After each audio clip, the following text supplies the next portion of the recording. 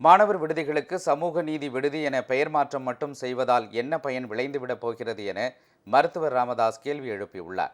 தமிழகத்தில் ஏழை எளிய மாணவர்களுக்கான விடுதிகள் இனி சமூக நீதி விடுதி என்று பெயர் மாற்றப்படும் என முதலமைச்சர் மு.க.ஸ்டாலின் அறிவித்திருப்பது ஒரு வகை வரவேற்கத்தக்கது என மருத்துவர் ராமதாஸ் தெரிவித்துள்ளார்.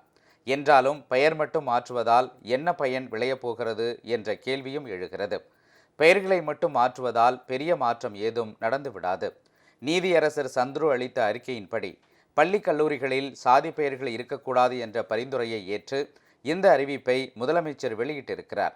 இதைவிட முக்கியமானது, தற்போது பள்ளி கல்லூரி வளாகங்களில் மாணவர்களிடையே மது மற்றும் போதை பழக்கம் அதிகரித்து வருகிறது. அவற்றை முற்றிலுமாக ஒழிப்பதற்கு அரசு தீவிர நடவடிக்கை எடுக்க வேண்டும். அதுவும் சமூக நீதியின் ஒரு அடையாளம் என்பதனை அரசு கருத்தில் கொள்ள வேண்டும்.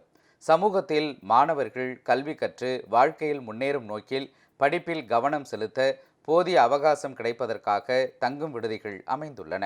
அங்கே மாணவர்கள் கல்வி கற்பதற்கு உரிய வழிவகைகளை அமைத்துக் கொடுப்பதில் அரசு தீவிர கவனம் செலுத்துவதே நல்லது.